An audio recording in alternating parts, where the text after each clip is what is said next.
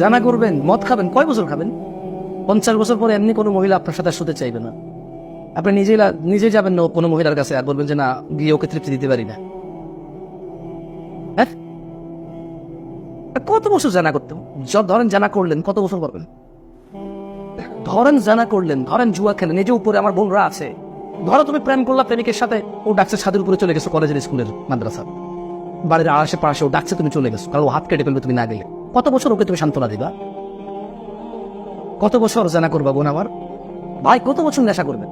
50 years, 30 বছর চলে গেছে অলরেডি, আর 20 বছর। 50-এ এমনি বুড়া আপনি, 50-এ এমনি বুড়া। অনন্ত জীবনের সুখ কোরবানি করে দিবা 20 বছরের নেশার কাছে, মাত্র 20 বছরের জেনার কাছে। অনন্ত সীম অপুরন্ত জীবনের সুখ স্বাচ্ছন্দ্য কোরবানি, ব্যাস। এত বোকা হয়ে গেল মুসলিমরা, এত অথর্ব, এত গদ্দব, এত বর্বর, এত জাহেল, এত বন্ধ, এত নির্বোধ হয়ে গেল। নির্বোধরত মানে এটা তো সীমা আছে, বোকামিরও তো সীমা আছে, সব ছাড়ে ফেলছো মাত্র 20 বছরের জীবনের কাছে। ওয়ালা হাওলা ওয়ালা কুওয়াতা ইল্লা বিল্লাহ। সেগুন গাছের খাটের কাছে স্বর্ণ খচিত আসনে জান্নাতে এলান দেওয়া থেকে বঞ্চিত হবা।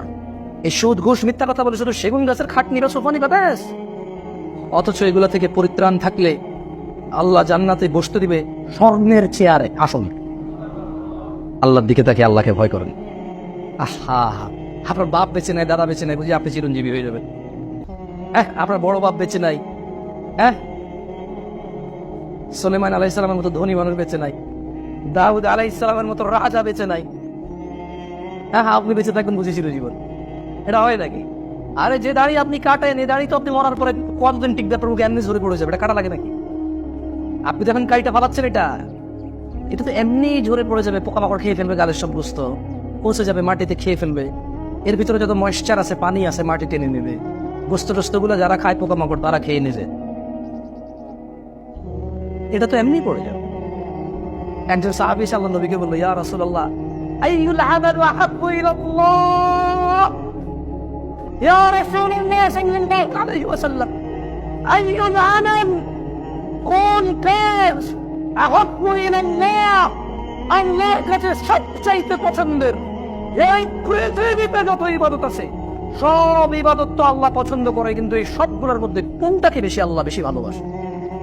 আল্লাহ নবী সাল্লাল্লাহু আলাইহি ওয়াসাল্লাম বলে, যাস-সালাতু আলা ওয়াক্তিহা, সময় মতো নামাজ পড়াকে আল্লাহ পৃথিবীতে যত ইবাদত আছে সবচেয়ে বেশি ভালোবাসে। সালায়ানা সালা আন জাবির রাদিয়াল্লাহু আনহু, জাবির রাদিয়াল্লাহু আনহু থেকে বর্ণিত, তিনি বলেন আন্না রাজুলান সাআলা রাসূলুল্লাহ সাল্লাল্লাহু আলাইহি ওয়াসাল্লাম ফাকাল, একজন ব্যক্তি আল্লাহর নবী সাল্লাল্লাহু আলাইহি ওয়াসাল্লামকে এসে জিজ্ঞেস করল, ইয়া রাসূলুল্লাহ,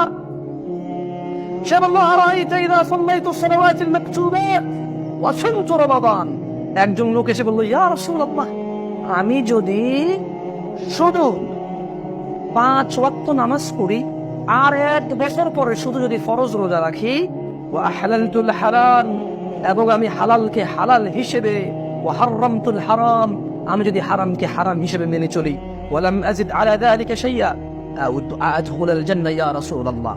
একজন লোক আল্লাহর নবীকে এসে বলল সাল্লাল্লাহু আলাইহি ওয়াসাল্লাম, ইয়া রাসূলুল্লাহ, আমি কিচ্ছু করবো না, শুধু দিনে 5 বার নামাজ পড়বো, এই বছরে 1 বার বেঁচে থাকলে আসলে রোজা রাখবো, আর আমি হারামকে হারাম, হালালকে হালাল বেশি মেনে চলবো।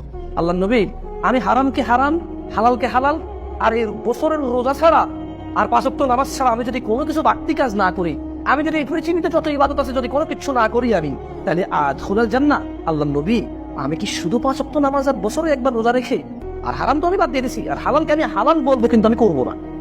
হালাল কি? সে হালালকে কি বলবে? কিন্তু সে হালালকে সে কি বলবে? হালালকে সে কি বলবে? স্বীকৃতি দেবে। হালালকে সে হালাল বলবে, কিন্তু সে আমল করবে না। ও হারামতুল হারাম, সে হারামকে হারাম বলে এটা থেকে বিরত থাকবে। বুঝে আসছে না? নাই। তো সে বলল, ইয়া রাসূলুল্লাহ, আমি তো হারাম করবো না, জেনা করবো না, মদ খাবো না, নেশা করবো না, গালিগালাজ করবো না, মারামারি করবো না, চিটারি বাটপারি করবো না, আব্বা আম্মার সাথে বেয়াদবি করবো না, আমি মানুষের সাথে দুর্ব্যবহার করবো না, আমি কারো হক মেরে খাবো না, আমি কাউকে মিথ্যা সাক্ষী দেবো না, তবে আল্লাহ নবী এগুলো তো আমি করবো না, এগুলো তো সহজ, কারণ আমি শুধু করবো না, তাইলে হয়ে গেছে। হারাম কিন্তু ত্যাগ করা সহজ, ইবাদত করতে হয়। হারাম থেকে বাঁচার জন্য কোনো কিছু না করলে হারাম থেকে বেঁচে গেছে, বুঝেন না বুঝেন নাই? মানে জেনা করেন নাই তাইলে বেঁচে গেছে, মদ খান নাই তাইলে বেঁচে গেছে। সো হারাম না করলে